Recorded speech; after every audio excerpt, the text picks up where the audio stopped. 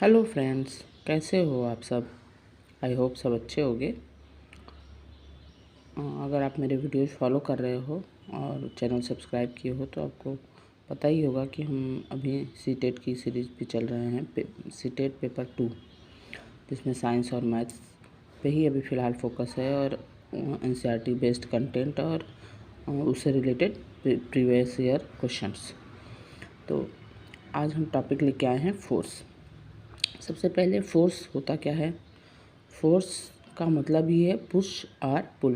किसी चीज़ को या तो आप धक्का दे रहे हो या खींच रहे हो तो उस पर फोर्स अप्लाई हो रहा है।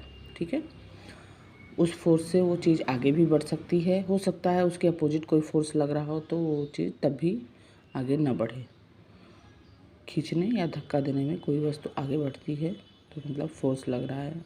अगर सेम इक्वल अपोजिट फोर्स भी लग रहा है तो हो सकता है वो ना बढ़े। तो फोर्स का मतलब है सिंपली पुश और पुल।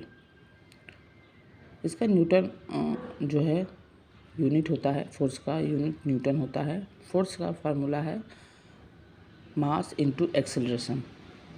उस जिस बॉडी पे फोर्स लगाया जा रहा है उस बॉडी की मास और उसका कितना एक्सेलरेशन है। एक्सेलरेशन का मतलब आपको पता होगा वेलोसिटी अपॉन टाइम, कितने यूनिट टाइम में कितना वेलोसिटी गेन कर रहा है। ठीक है, तो फोर्स जो है वेक्टर क्वांटिटी होता है।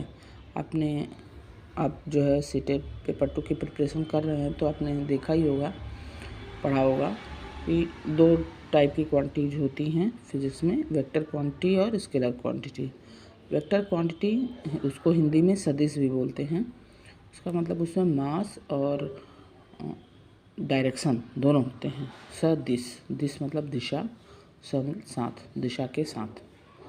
तो जो है ये आपका फोर्स भी वेक्टर क्वांटिटी है। जिस डायरेक्शन में फोर्स लगाया जा रहा है बॉडी उसमें मूव करेगी। जैसे देखिए यहाँ दो तरह के फोर्स लग रहे हैं, F1 और F2 इस बॉडी पे, और जब इसका नेट फोर्स निकालेंगे तो ये दोनों फोर्स प्लस हो जाएंगे, F1 प्लस F2, और उस डायरेक्शन में बॉडी ऐसे मूव करेगी। इसकी भी फोर्स इसी डायरेक्शन में लग रहा है। यहाँ देखिए फोर्स जो है दो अलग अलग डायरेक्शन में लग रहा है। तो ये F1 है, ये F2 है। नेट फोर्स निकालेंगे F1 माइनस F2। अगर ये F1 माइनस F2 जीरो हो गया, दोनों इक्वल हैं, तो ये बॉडी नहीं मूव करेगी। और लेकिन अगर F1 माइनस F2 समथिंग आया तो बॉडी उसी डायरेक्शन में बढ़ेगी जो बड़ा होगा। अगर F1 बड़ा है तो इधर बढ़ेगी और F2 बड़ा है तो इधर बढ़ेगी, मतलब कि इसकी डायरेक्शन होती है। अब ये बड़ा पेट टॉपिक है सीटेट का, टाइप्स ऑफ फोर्सेज में कांटेक्ट फोर्सेज और नॉन कांटेक्ट फोर्सेज। कई बार क्वेश्चन ऐसे ही आ जाता है कि ये ऐसा फोर्स लग रहा है, ये कौन से टाइप का फोर्स है, कांटेक्ट फोर्स है कि नॉन कांटेक्ट फोर्स है। मैंने प्रीवियस ईयर पेपर में देखा हुआ है कि ऐसे कई क्वेश्चन हैं। तो कांटेक्ट फोर्सेज में दो तरह के हैं, मस्कुलर फोर्स और फ्रिक्शन फोर्स। कांटेक्ट फोर्स पहले होता क्या है आपको पता है, मतलब जब आपकी जो बॉडी है वो किसी सरफेस के कांटेक्ट में है जिस पे फोर्स अप्लाई हो रहा है, उस सरफेस के कांटेक्ट पे है। जैसे कि कोई गाड़ी चलती है तो आप देखते हो कि वो रोड पे उस पर टायर जो है फ्रिक्शनल फोर्स की वजह से आगे बढ़ते हैं और गाड़ी चलती है। उसी तरह मस्कुलर, आप कोई चीज़ उठाते हो या धक्का देते हो तो हाथ से उठाते हो, किसी चीज़ से धक्का मारते हो तब जाके वो मस्कुलर फोर्स उस पर लगता है। यानी कि बॉडी और फोर्स अप्लाइंग ऑब्जेक्ट दोनों का कांटेक्ट हो रहा है। ठीक है, जिस पे लग रहा है फोर्स और जिससे फोर्स लग रहा है, दोनों का कांटेक्ट हो रहा है। और ये नॉन कांटेक्ट फोर्स है जिसमें कांटेक्ट की ज़रूरत नहीं पड़ती है। जैसे आपने देखा होगा किसी पेड़ से फल गिर रहा है, तो पेड़ से फल गिर रहा है तो उसमें फल जो है किसी के कांटेक्ट में नहीं, अपने आप ज़मीन पे गिर जाता है, वो ग्रेविटेशनल फोर्स है। ऐसे ही मैग्नेटिक चुंबक देखा होगा आपने, चुंबक से आयरन की जो चीज़ें हैं, लोहे की चीज़ें अपने आप ही खींची चली जाती हैं, तो वो भी नॉन कांटेक्ट फोर्सेज है। इलेक्ट्रोस्टैटिक फोर्स भी ऐसे ही होता है, नॉन कांटेक्ट फोर्स। ठीक है, तो आई होप इतना आपको समझ में आया होगा। अब नेक्स्ट आ जाते हैं हम प्रेशर पे। प्रेशर जो है फोर्स अपॉन एरिया। कोई फोर्स कितने एरिया पे लगाया जा रहा है, उसको फोर्स को एरिया से डिवाइड करने पे जो क्वांटिटी मिलती है वो प्रेशर है।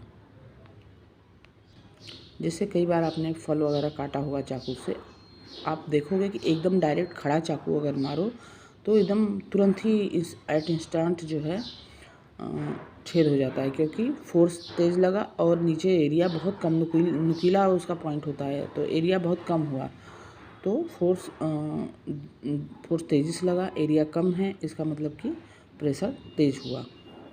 एरिया और प्रेशर जो है इन्वर्सली प्रोपोर्शनल है। एरिया कम तो प्रेशर ज़्यादा, एरिया ज़्यादा तो प्रेशर कम।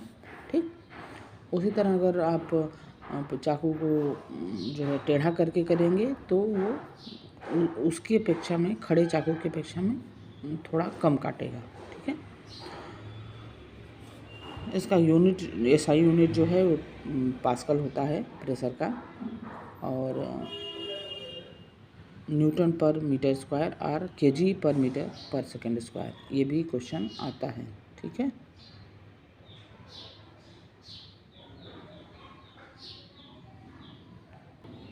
एक ऐसा भी क्वेश्चन आता है कि एक बॉडी से जो है 2 हाइट से वाटर गिर रहा है तो कहाँ का प्रेशर ज़्यादा होगा। तो आप देखिए, ये हाइट ज़्यादा है, इसकी एरिया भी ज़्यादा हो गई, इसका हाइट कम है, एरिया कम।